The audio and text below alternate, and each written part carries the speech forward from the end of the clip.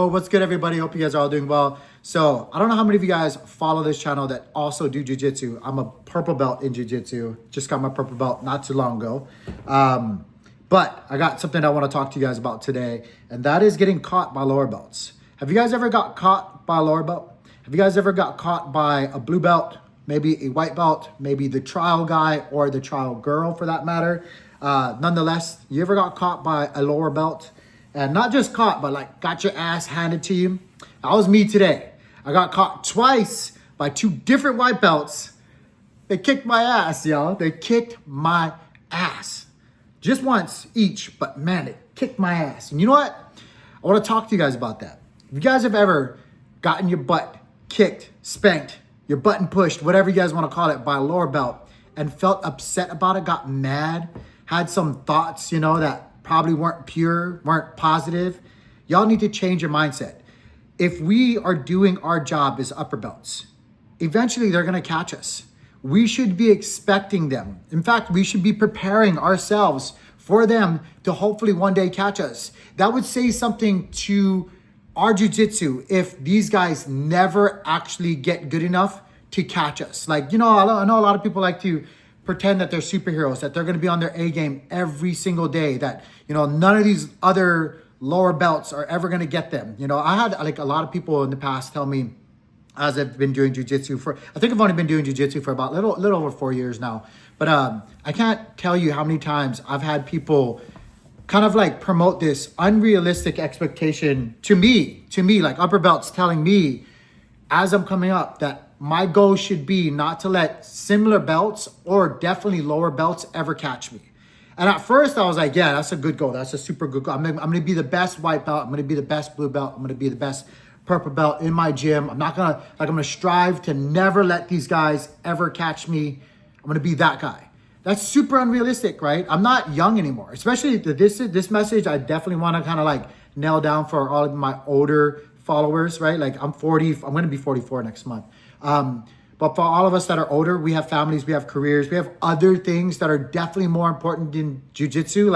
Unless jiu-jitsu pays you guys and your family, unless you guys are making a living, unless you're an instructor or maybe a competitor or something like that, and jiu-jitsu literally is your living, I think, again, it's just my humble opinion that putting on that unrealistic expectation to be that good all the time and to strive for a goal like that, it's just very, very, it's dangerous and it's unrealistic and it paints a bad picture, not only for you, but for anybody that you train with, right?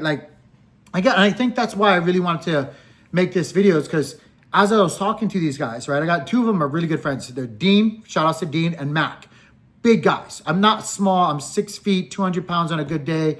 I'm not the biggest, but I'm definitely not the smallest guy. But both these guys are bigger than me. They're strong and they're quick learners. They're very technical about things, right? Not to out people, but Dean's in law enforcement, and Mac is also a Muay Thai practitioner as well. So they both have their kind of base already under them. And so whenever they're learning, watching class, rolling with us upper belts, they're picking up on things a lot quicker than most. And so today they had my number, and both of them took that number and stuck it in my back pocket and patted me off the mat. No joke, guys. Dean caught me. I gotta tell you guys right now. I'm sitting here turtling. And I don't know if you guys have ever done this as upper belts, but I've kind of got into this bad habit, and I'm going to fix this. Thank you, Dean, for this. Is kind of goes to my point, but thank you for making me realize that I've been kind of sandbagging, if you will, letting white belts and lower belts work a little bit longer than I probably should. But I was in turtle, and he's trying to sink some things in there, and I'm kind of I'm not sandbagging totally, but I'm letting him work and stuff like that. And he sinks it, and I feel that thumb come across here, and then I feel it come across my face here.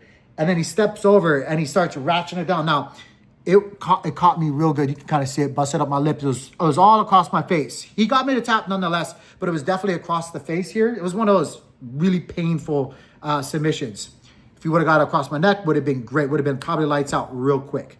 Nonetheless, though, he did a great job. He apologized. I popped up after I tapped. I told him, man, that was really painful. That was across my face and stuff like that. He apologized. It's really there's those people that are trying and they don't mean to hurt you. And then those other guys, those other a-holes that they're just trying to rip your face off. Dean's not like that. Neither is Matt. A lot of our guys thankfully in our gym are not like that. I think we have a good culture. But in any case, so, you know, I tell him he's great with the feedback, you know, and he was still apologizing left and right. And I was like, you shouldn't apologize though, right? Like some of the things, if you've ever felt bad from a lower belt catching you, you need to reset your mindset, right? Like you need to understand that we're teaching them these things and to expect them not to pull it off in the manner of which they should be pulling it off and getting proficient in it.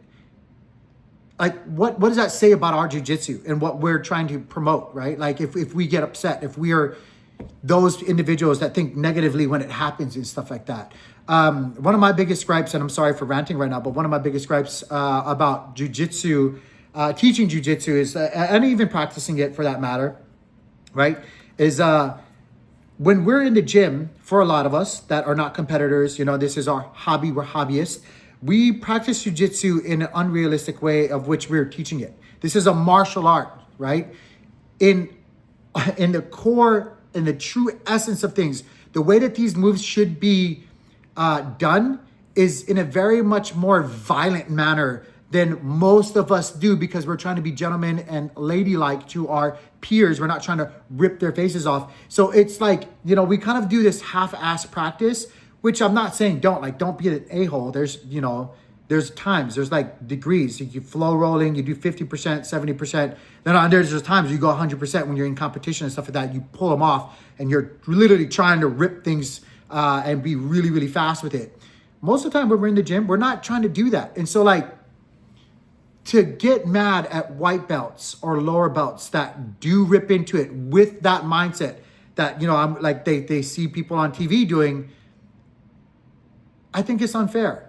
It might happen, sure, it hurts and stuff like that. But honestly, at the same time, how are they ever supposed to know until they, you know, until it happens? And like, I'm not saying like, let them do it at the same time. You guys get what I'm saying though, right? Like we got to just communicate that with our lower belts, with the people that are new. And, you know, just accept that even though we do try to do a good job doing that, it's still going to happen. It's still going to happen. And I actually kind of praise them for doing it that way. Not to oust them, but some of our guys are in law enforcement. And when they're taking people down or subduing them or trying to, you know, restrain them, they need to do this with 100% efficiency, just like how we preach to them when we're teaching the lessons, right? Like we tell people, this is what, like the hip throws, the arm bars, all this other stuff. You're not going to do it like you would do in training, in sparring, and specific training and stuff like that. Like, hey man, this stuff is going to be violent. It's going to be fast. And to really execute these moves, you need to be coming up in there, you know, and not second guessing yourself. It's going to be pow. Anyway, I'm definitely ranting off subject now. I'm sorry. Thank you guys for listening to me go for that long. But if you've ever been caught by a lower belt, be happy for them. Don't be mad about it. Don't question yourself either. Look, you're a purple belt, a brown belt. You know, I know it even happens to black belts. That just means that we're doing a really good job in our school teaching the lower belts what we practice, and that's jiu-jitsu, right? So anyway, I just kind of want to talk about it, guys. I'm sorry for rambling quite a bit there. Sometimes when the coffee's good, and I just had me a brand new mug here of coffee, I can get to rambling. But before I go, if you guys would, do me a huge favor, like the video, subscribe. Let me know in the comments down below. If I was rambling a bunch of nonsense, if you guys agree, if you guys disagree, I'd love to hear it. With that being said, you guys stay warm, stay safe, practice, peace.